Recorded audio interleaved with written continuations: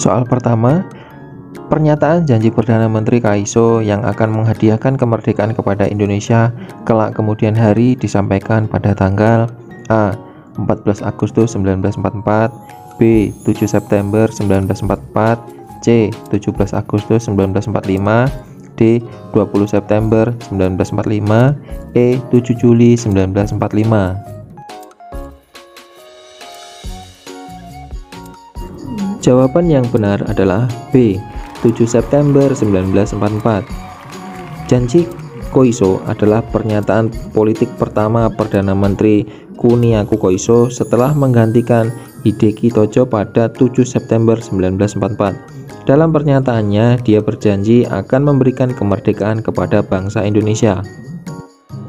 Soal berikutnya, Badan Persiapan Kemerdekaan yang dibentuk oleh pemerintah Jepang bernama A. BPUPKI, B. PPKI, C. Panitia 9, D. Panitia Perancang, E. Panitia Kemerdekaan Indonesia.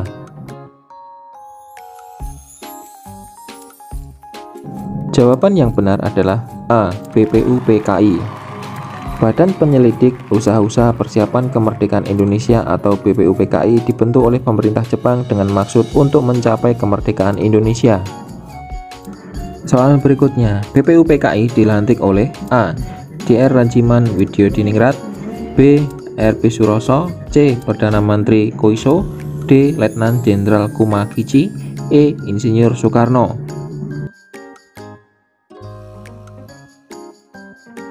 Jawaban yang benar adalah D. Letnan Jenderal Kumakichi. Pada tanggal 28 Mei 1945, BPUPKI dilantik oleh Panglima Tentara ke-16 Jepang di Jawa yang bernama Kumakichi Harada. Soal berikutnya, tugas dari Panitia 9 adalah A. Mengesahkan UUD, B. Menyusun rumusan dasar negara, C. Memilih Soekarno sebagai Presiden Indonesia, D. Mengusulkan pembentukan PPKI, E. Penetapan pembentukan UUD.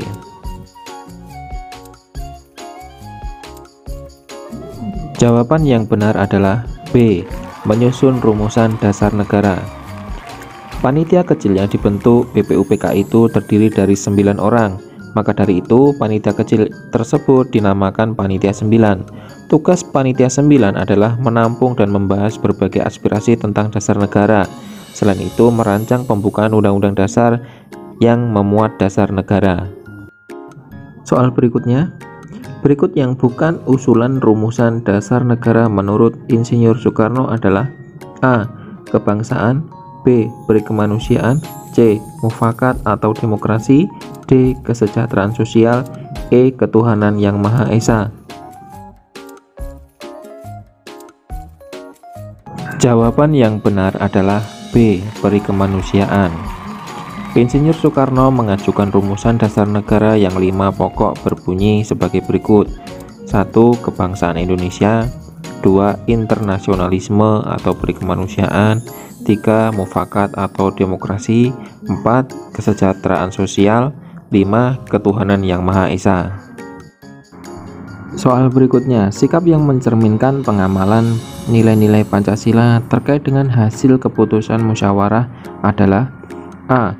Berjuang mempertahankan pendapat, B. Melaksanakan keputusan dengan penuh tanggung jawab, C. Pasrah dengan apa yang diputuskan, D. Adil demi membahagiakan orang lain, E. Melaksanakan dengan kehendak hati. Jawaban yang benar adalah B. Melaksanakan keputusan dengan penuh tanggung jawab. Sesuai dengan pengamalan Pancasila pada sila keempat diantaranya menyelesaikan masalah yang terjadi di lingkungan masyarakat dengan musyawarah. Yang kedua, menerima dan mempertimbangkan pendapat sesama anggota masyarakat. Dan yang ketiga, semua anggota masyarakat bertanggung jawab melaksanakan keputusan hasil musyawarah. Soal berikutnya, suatu bangsa haruslah mempunyai pandangan hidup untuk A. Mudah menyesuaikan diri, B. Hidup tertib, aman, dan sejahtera, C. Terhindar dari semua bahaya, D. Mengetahui apa yang akan terjadi, E. Sama seperti bangsa lain di dunia. Jawaban yang benar adalah B. hidup tertib, aman, dan sejahtera.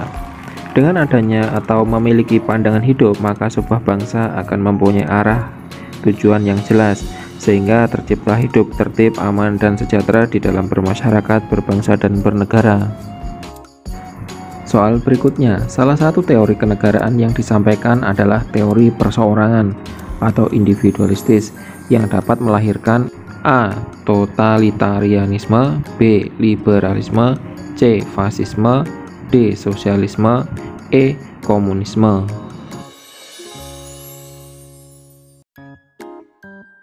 Jawaban yang benar adalah B. Liberalisme.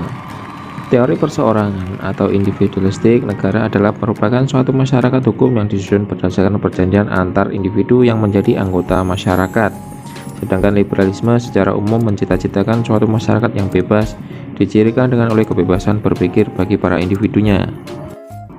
Soal berikutnya, menurut Insinyur Soekarno, Pancasila dapat diperas menjadi Trisila dan dapat diperas lagi menjadi Ekasila, yaitu A. Kerjasama, B. Persatuan, C. Ketuhanan, D. Gotong royong, E. Kemanusiaan. Jawaban yang benar adalah D. Gotong royong. Trisila atau tiga sila sendiri yang terdiri atas nasionalisme, demokrasi, dan ketuhanan adalah perasaan dari Pancasila 5 sila. Sedangkan Ekasila yaitu gotong royong adalah perasaan dari Trisila. Soal berikutnya, konsekuensi logis sebagai warga negara Indonesia yang mengakui dan meyakini Pancasila sebagai dasar negara adalah A. Patuh dengan syarat, B. Patuh tanpa syarat, C. Sangat menghormati, D. Memposisikan Pancasila sebagai suatu nilai yang sakral, E. Melaksanakan nilai Pancasila dalam kehidupan sehari-hari.